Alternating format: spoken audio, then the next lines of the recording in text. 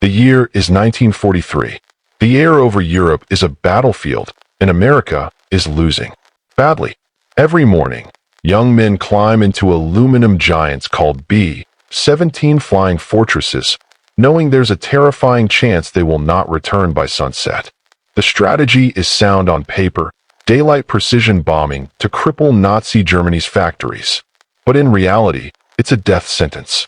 The problem is simple, brutal, and seemingly unsolvable.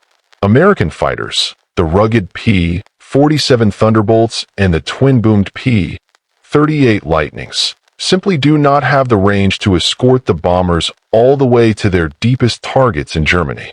They can only go so far before their fuel gauges force a heartbreaking turn back, leaving the bombers alone, defenseless, in a sky swarming with German Messerschmitts and Focke-Wulfs.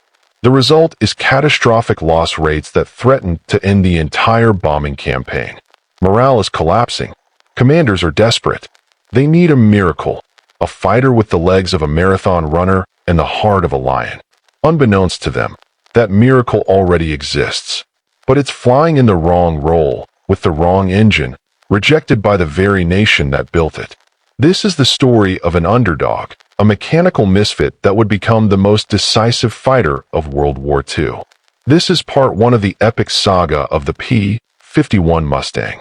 To truly understand the birth of the Mustang, we must feel the desperation of 1940. Britain stands alone. The fall of France is a fresh wound. The Battle of Britain rages, and while the Spitfires and Hurricanes of the RAF are holding the line, they are being bled white.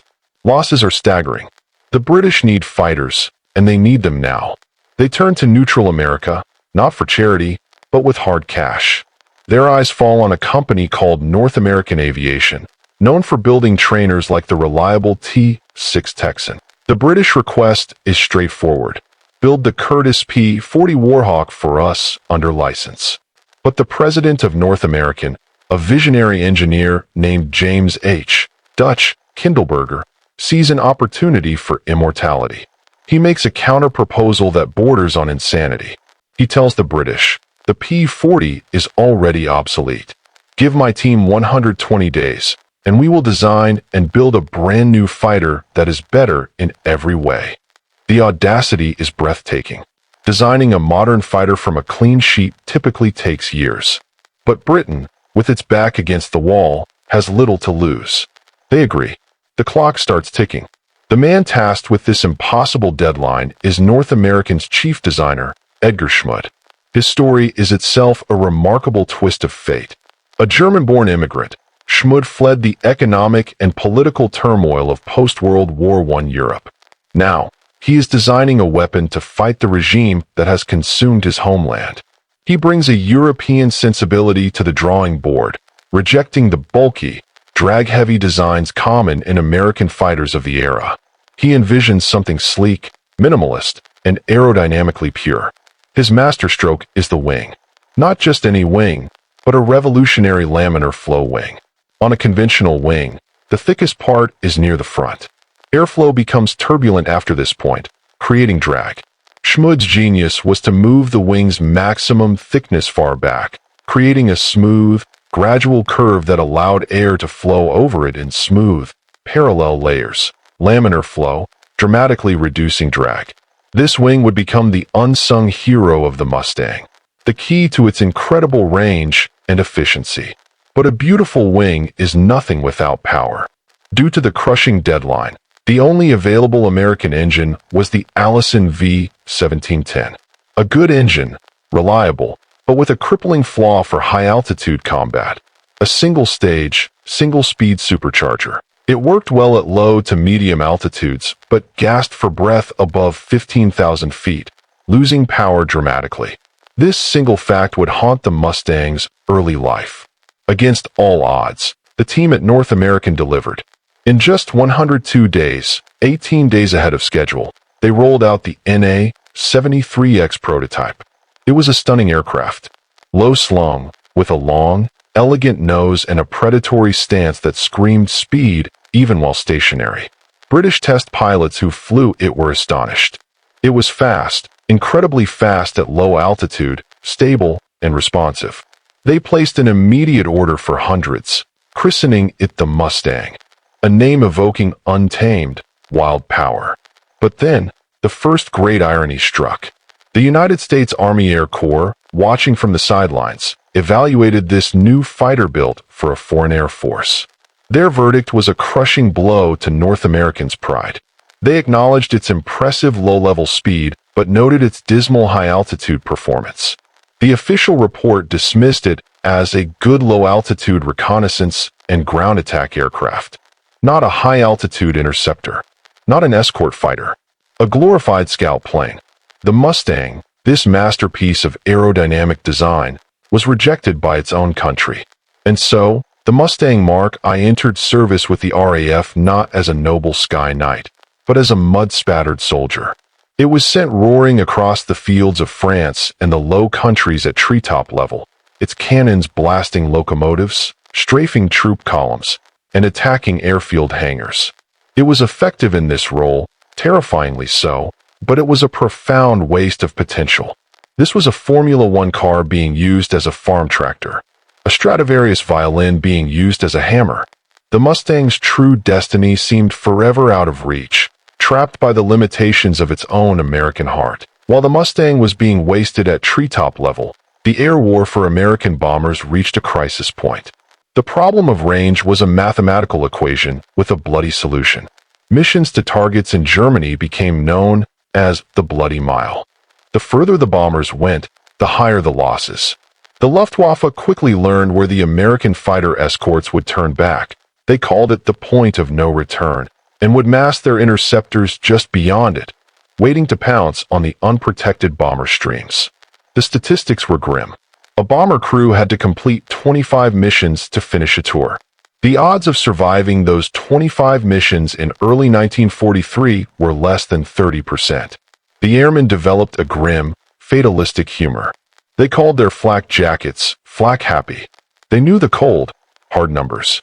Commanders like General Ira Eaker of the 8th Air Force pleaded for a long-range escort. But the prevailing doctrine in the use-off was still, the bomber will always get through. They believed heavily armed bombers in tight formations could defend themselves. The brutal reality over Schweinfurt and Regensburg proved this doctrine was a deadly fantasy. Something had to change, or the daylight bombing campaign would have to be abandoned, a catastrophic strategic defeat. The solution would not come from a high-level military conference, but from a spark of genius in a drafty British test hangar. That spark was named Ronald Harker, a test pilot for Rolls-Royce. In April 1942, Harker was given the chance to fly an Allison-powered Mustang Mark I. He was immediately impressed by its smooth handling, its responsive controls, and its remarkable speed at medium altitude. But his engineer's mind saw not what the plane was, but what it could be. He later wrote in his now legendary report, "The Mustang is an outstanding aircraft. Its performance is greatly restricted by the Allison engine. It would be transformed by the Merlin." This was the eureka moment. The Rolls-Royce Merlin was not just an engine, it was a legend. It powered the Spitfire and the Hurricane. Its two-stage, two-speed supercharger was a mechanical marvel, giving it phenomenal power at the very altitudes where the Allison failed. What if they performed the ultimate mechanical transplant? Give the American airframe a British heart? The idea was radical, almost heretical. The engineering challenges were immense. The engines had different mounting points, different cooling requirements, different accessory drives. It would be like putting a racing car engine into a family sedan. Everything under the hood would have to be redesigned. Unofficially, almost as a backyard experiment, a small team at Rolls-Royce led by Harker and engineer Ray Dory began the surgery. They took a Mustang airframe and started cutting. They designed new engine mounts. The biggest challenge was cooling. The Merlin produced more power and thus more heat. The Mustang's radiator system had to be completely re-engineered. The solution was a new, larger radiator with a clever aerodynamic twist, the Meredith effect. This wasn't just a radiator, it was a duct system that recovered heat and exhaust energy to actually produce a small amount of forward thrust, partially offsetting the drag of the radiator itself. It gave the Mustang its distinctive, deep belly scoop. Finally, They fitted a four-bladed propeller to handle the increased torque. The result, covered in patches and primer paint, looked like a backyard hot rod. They held their breath for the first test flight. The moment the engine coughed to life, everyone knew it was different. The Allison's low, throaty growl was gone. In its place was the Merlin's unmistakable, hair-raising, metallic scream, a sound that would soon become the soundtrack of the Luftwaffe's demise. The report from Rolls-Royce landed on desks in the United States like a thunderclap. North American Aviation, now working with the Packard Motor Car Company, which was building Merlin engines under license in Detroit, raced to create the production version. The U.S. Army Air Forces, which had once scorned the Mustang, now performed a complete about-face. They placed the largest fighter order in history. The P-51B was born. This was the rebirth. The orphan had been given the heart of a lion. The ugly duckling had grown the wings of a swan. But a tool is only as good as the hand that wields it. This new, transformed weapon was about to be placed in the hands of young American pilots and sent into the most dangerous skies in the world. They would need to develop new tactics, new formations, and a new kind of courage. The era of the unescorted bomber was over. The era of the hunter was about to begin. In the next part, we will follow the Mustang to war, meet the legendary pilots who flew it, and witness how it didn't just change a battle, but changed the very course of history. This was just the beginning. The Mustang was ready to earn its name. The first P-51B Mustangs arrived in England in October 1943, their bare aluminum skins gleaming in the damp English air. They were assigned to the 354th Fighter Group, who proudly called themselves the Pioneer Mustang Group. To the battle-hardened bomber crews of the 8th Air Force, these new aircraft were met with a mixture of desperate hope and weary skepticism. These men had seen technological promises come and go. The P-38 Lightning, for all its twin-engine safety and impressive specifications, had proven vulnerable in the icy, high-altitude conditions over Europe. The massive P-47 Thunderbolt was a durable beast that could absorb tremendous punishment, but it was a fuel-thirsty machine, its range heartbreakingly short of what was needed to reach Berlin. So when the slender, almost delicate-looking P-51BS taxied onto the tarmac, many bomber veterans saw just another plane that would leave them alone when they needed it most. They had heard the term escort fighter before. It had always ended with the same result, a lonely, bloody journey home. But on December 13, 1943, during a mission to the German port city of Kiel, the narrative began to shift. The 354th, flying their new Mustangs, did something unprecedented. They didn't just escort the bombers to the German border. They didn't turn back at the Rhine. They stayed. Through the flak-filled skies over the target, through the swirling dogfights with intercepting Focke-Wulfs, the Mustangs remained. For the first time, exhausted, terrified bomber crews, peering through frozen plexiglass, saw the beautiful, contrailing arcs of friendly fighters over a German target zone. The psychological impact was immediate and profound. A B-17 radio operator from that mission later recalled, "You can't imagine the feeling. For months, we've been sitting ducks. Then, you look out and see these sleek new planes flying cover, and you think, my God, we're not alone anymore." It was like someone finally turned the lights on in a dark room. Word spread like wildfire through the bomber bases. They stayed. They went all the way to the target and back. The Mustangs had done more than provide protection. They had restored a sense of possibility, of survival. The bomber crews gave all fighter escorts a collective nickname, Little Friends. But the P-51, with its graceful lines and seemingly endless endurance, quickly became their favorite friend, their guardian angel. However, the man now in charge of the 8th Air Force, the legendary General James "Jimmy" Doolittle, saw the Mustang not as a mere guardian, but as a hunter. Doolittle, immortalized by his audacious carrier-launched B-25 raid on Tokyo, was a fighter pilot at heart. He understood that true air supremacy could never be won through defensive escort alone. It had to be seized through relentless, aggressive, offensive action.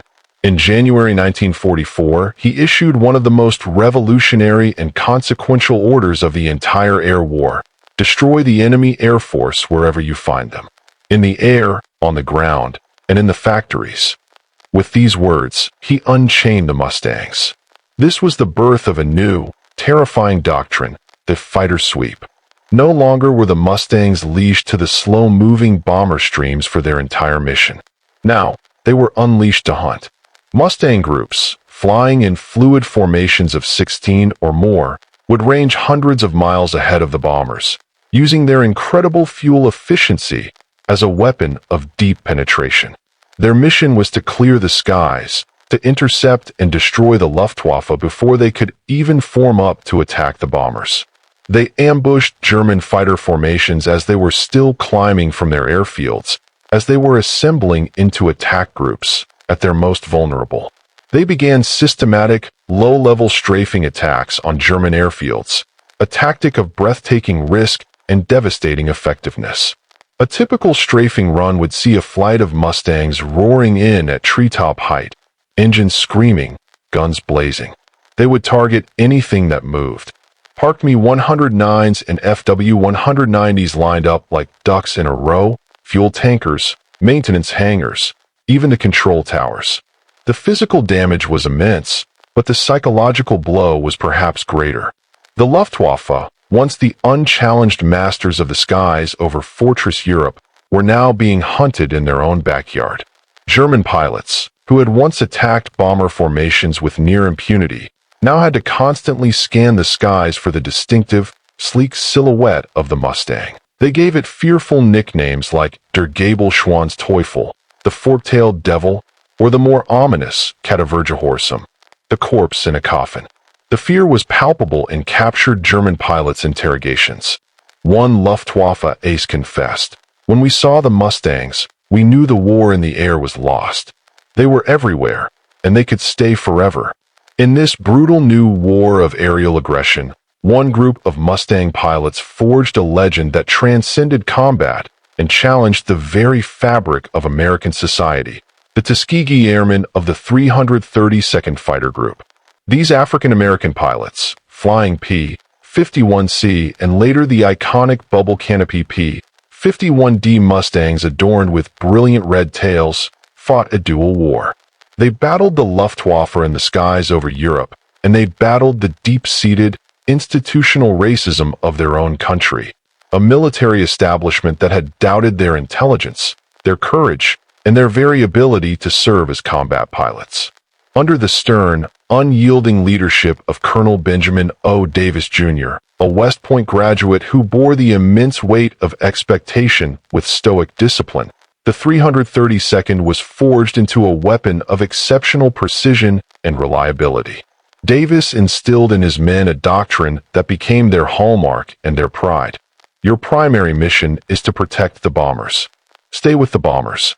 Do not leave them to chase individual kills for personal glory.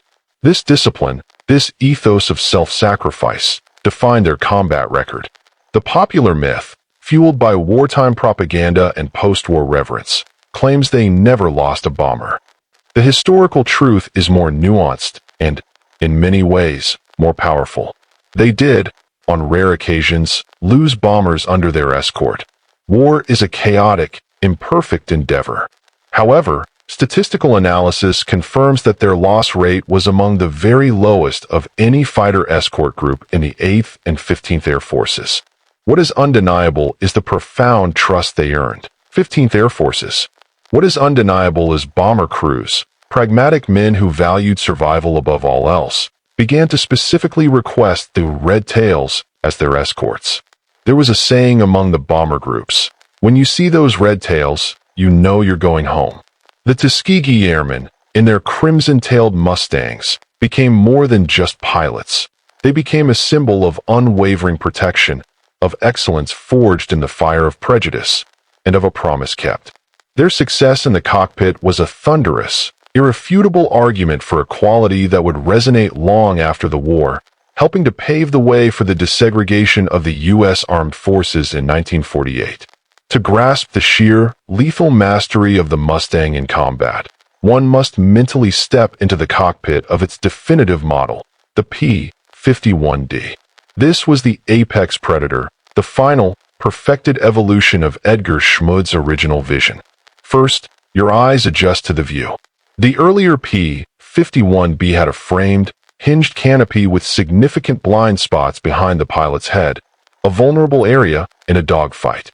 The P-51D introduced the glorious, seamless teardrop bubble canopy.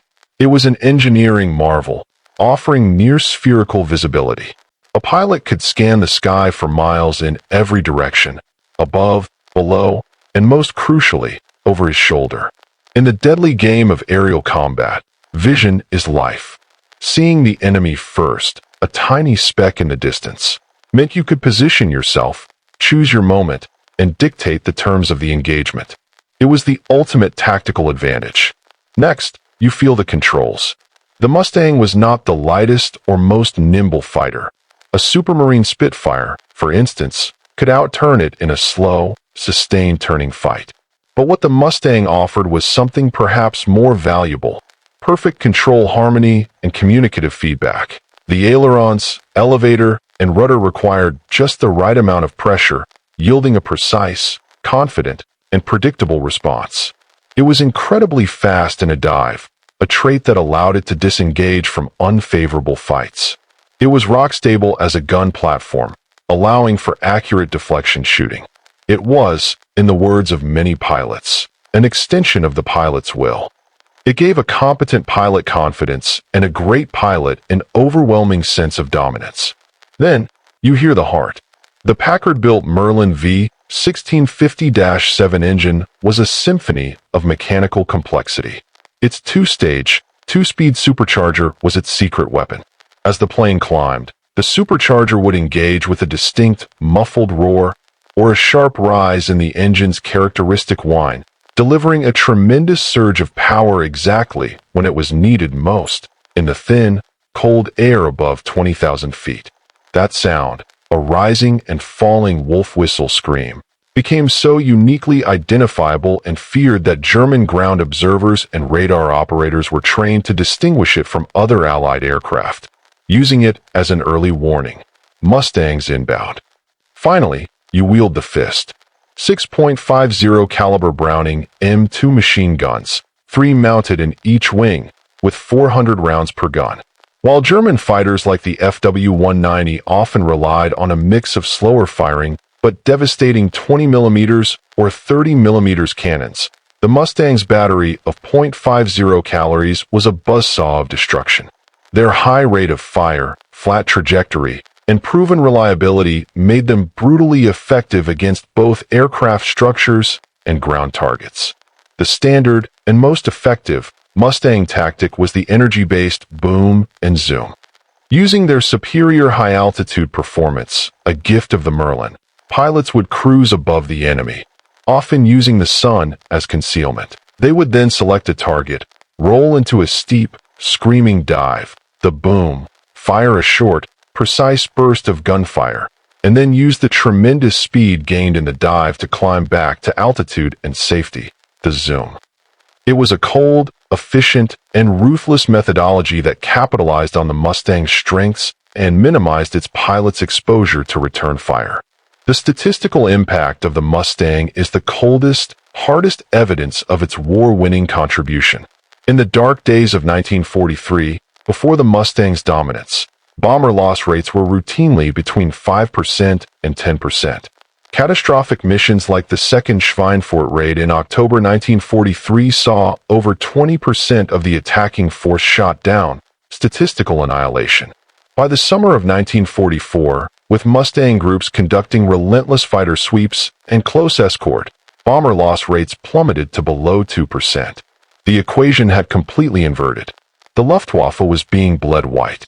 Experienced squadron leaders and veteran aces, the irreplaceable backbone of any air force, were being killed in staggering numbers, replaced by hastily trained novices with little chance against the battle-hardened Mustang pilots. By the time of the D-Day landings in June 1944, Allied air supremacy over Normandy and all of Western Europe was total and uncontested. the skies belonged to the Allies. Mustangs were omnipresent, not just as escorts for the heavy bombers, but as battlefield air interdiction aircraft, hunting tanks, trucks, and trains in the French hedgerows in what pilots grimly and efficiently called the Great Tank Bust. Their versatility was staggering.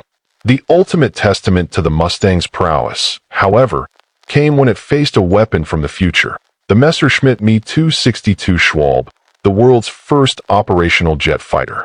The Me-262 was a technological quantum leap. Powered by twin Junkers Jumo 004 turbojets, it was at least 100 miles per hour faster than the Mustang in level flight. It could climb faster and carried a terrifying armament of 430 million Malawian Quachas 108 cannons, shells from which could literally tear a B-17 apart with a few hits. On paper, it was invincible. It should have rendered all propeller-driven fighters obsolete overnight. But war is not waged on paper. Mustang pilots, led by tactically brilliant and aggressively minded commanders like Colonel Hubert Hub Zemke, adapted with breathtaking speed. They developed brutally pragmatic tactics to counter the jet's overwhelming speed advantage. They began loitering over known Me-262 airfields, waiting to pounce on the jets during their most vulnerable phases, takeoff and landing. In these moments, the Me-262 was slow, low, and could not use its phenomenal speed. A diving Mustang, with its .50 caliber guns blazing, could destroy a jet before it even had a chance to retract its landing gear.